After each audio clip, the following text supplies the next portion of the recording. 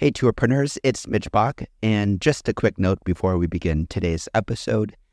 Tourpreneur is currently sponsored by Google. We're thankful for their support of our community, and we are offering with them a completely free course helping you unlock the power and potential of Google's Things to Do program, which is specifically helping tour operators add their tours to Google in new ways that gives you new exposure and more direct bookings.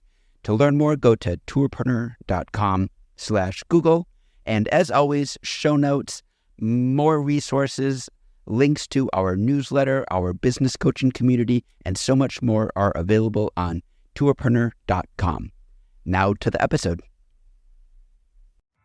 You're listening to Arival audio recorded live at Arival Bangkok 2019 and distributed here by Tourpreneur. Most tour and activity operators start their business with a passion. But once that passion turns into profit, every entrepreneur faces the same questions. What's next? Hello Tours founder Laura Blackhall shares her journey to answer these tough questions. I'm here today to talk to you about my company's journey through growth, to share some of the questions that I've asked myself along the way and some of the lessons that I've learned. If I had 2 hours, I could fill it easily, but Douglas has given me 14 minutes, so let's see how we go. I'll start with a few vital statistics. Hello Hong Kong started delivering tours in early 2014. We've currently got 11 guides, 1 business manager, and we focus on delivering private and small group tours with an average group size of 3 or 4 people. Hello Singapore started delivering tours in the middle of 2017. We've got 4 guides, 1 business manager, and the same tour profile. Hello Tokyo was recently incorporated. We don't have any tours or any tour guides. I've got 1 very empty office and a lot of work ahead of me. I give you this small insight into my business just so you have a little bit more perspective on where we're currently at and what we've done over the last few years. So, who am I? My name is Laura. I'm 35 years old. I graduated from Newcastle University in the UK with a first-class degree in economics and business management. Personality-wise, I'm an ENTJ on the Myers-Briggs personality scale. I don't smoke. I do drink socially. Some of you saw that last night. I like to dance. I've got green eyes. I don't have any children, but I do have 1 very cute, very fat cat called Kiko. This information is shared with you genuinely because I'm single. There's a lot of lovely people in the room at this conference, and I'd love to speak to you all later. But taking it back to growth, which is why I'm supposed to be on the stage, let's talk about how you actually grow a tour business. Douglas mentioned about 2/3 of the people here are from a tour operation background. A lot of those are founders and co-founders. My theory is that most of you did not start your businesses because you thought it was a fast way or an easy way to become a multimillionaire. If you did, you were very misguided. My theory is most of you started your story or your business because you had a story that you wanted to share. And that story was probably about your city and its culture, its people, or its food, as Carney just shared with us. That's my story too. I was in Hong Kong. I was working for a big recruitment company as their head of strategy and operations for Asia, and I had enough. I wanted to quit the corporate rat race, and when I walked out of the door, I genuinely had no idea what I was going to do, but I did know one thing. I was amazed by Hong Kong, and I realized that when I'd been there many years before as a tourist, I'd enjoyed it, but I left with very little understanding about what made Hong Kong tick. And Hong Kong is a special city, and I wanted to share its story. And so Hello Hong Kong was born. Originally, it was just me. There was 1 tour. It was a food tour. Like a lot of us, food tourism is a passion. And I was hustling. I was doing anything and everything that I could to get a customer through my door. I had a website. It was pretty basic. I built it on Wix myself. When I say basic, actually it was really shit. So I had this basic website, and I was taking cash in hand off people on the day for the tours. When people came on my food tour, they started saying, "Can you show us other parts of Hong Kong as well?"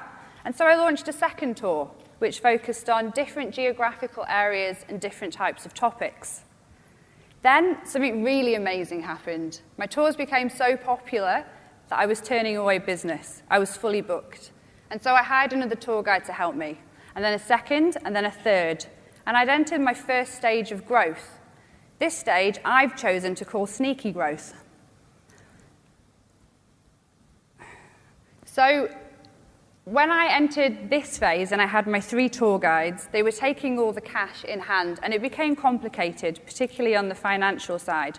Trying to figure out how much money each of those tour guides needed to keep, pay into the business bank account, and spend on the tourists was getting increasingly complex.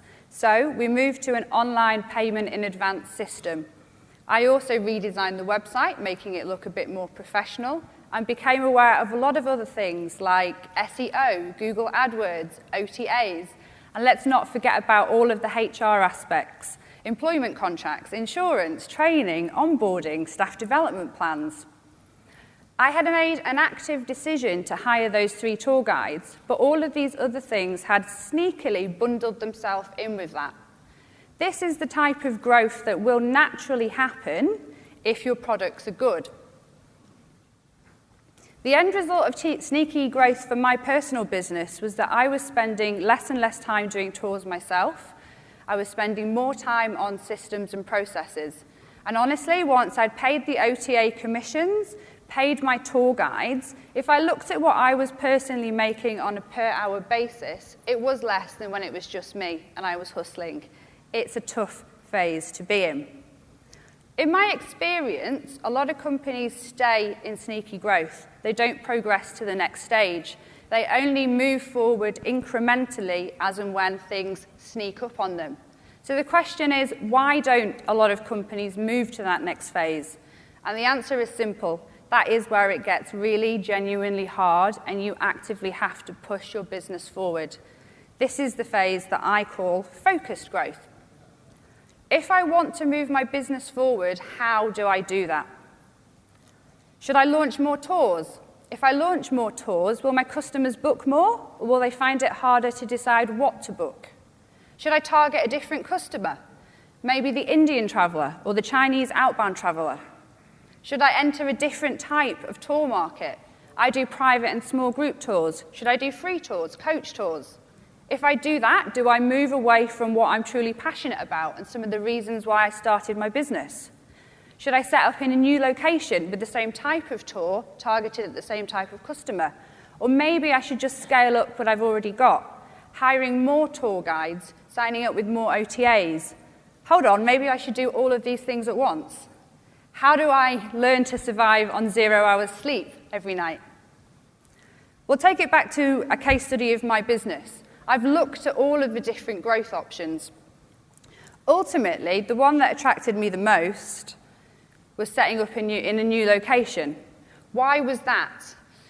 If we look at my personality, and I made a small joke earlier about my personality, I am an ENTJ on that Myers-Briggs scale.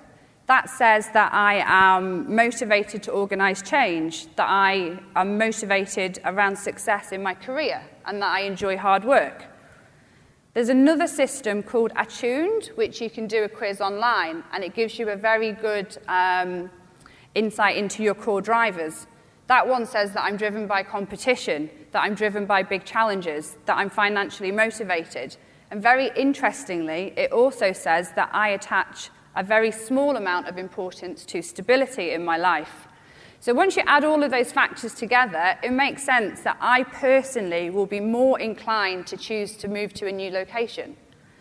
But if stability is more important to you, or if you've got a young family, that option won't seem as attractive. You won't necessarily want to spend time out on the road building partnerships with guides in new countries or physically moving yourself. But that doesn't mean that you can't choose to grow your business internationally. What it does mean is that you need to hire someone into your team who is going to enjoy that travel aspect. Just like I've had to hire people into my team that bring in the skill sets, the drivers, and the motivations that I personally lack. So your team is key as you grow and as you enter focused growth. Don't try and do everything yourself. Take your best tour guide, make them your head of training and onboarding for new staff.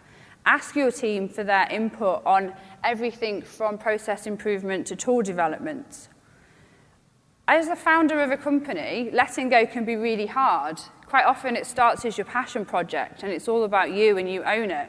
To hand it out is difficult, but to try and continue to do everything yourself as you grow a business is categorically impossible. So what did I do? I launched in a new location. I relocated myself to Singapore and have done so again with Tokyo. In Hong Kong, yes, I did launch more tours as well. I launched a boat tour as my 4th tour. I really went all in on that one. I bought a boat and it didn't work. I then tried a night tour and that one did. So don't ever be afraid of trial and error with tour development, but please take my advice, don't buy a 55-foot boat unless you're really, really sure about that one. I looked at setting up a different type of tour. I wrote a business plan on how to go into a new market. Ultimately, I decided it wasn't for me. OTAs, God, there's so many of them out there. Maybe you should sign up with all of them. My personal advice is not to do that, but to be very selective about who you choose to work with. Only work with those that truly value your product and your team and who will give you a dedicated account manager who will work with you to strategically grow your business. And think about your exit strategy.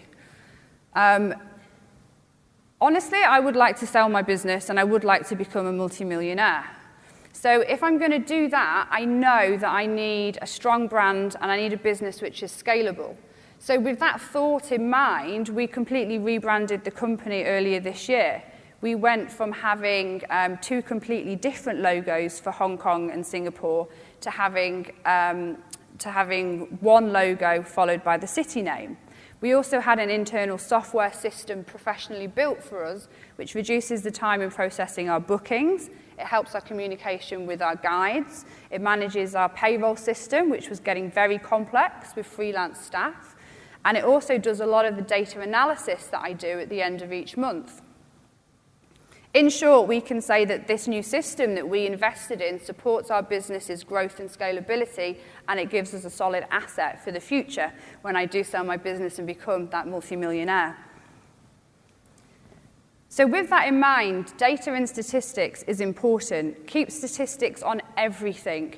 Make sure you know what percentage of your customers are coming from every country. Make sure you understand what age brackets they fall into. Make sure you understand what percentage of your total revenue is paid out in commissions to all of your OTAs, what your average cost per customer acquisition is across all of your marketing channels. Make sure, literally, I could talk for hours on statistics and what you should keep track of. The answer is everything. That data will allow you to keep track of your business at present. It will help you with your forecasting, your hiring plans, and very importantly, as you grow your business and you go into focused growth, it will give you the data that you need to inform your decision making. If you're not into data and statistics like I clearly am, then make sure you hire someone into your team that is. Thank you very much. We hope you enjoyed this session from Arival, the only event dedicated to creators and sellers of tours, activities, and attractions. Head to arivalevent.com to register for upcoming conferences around the globe. And for insights into the in-destination industry, head to arival.travel.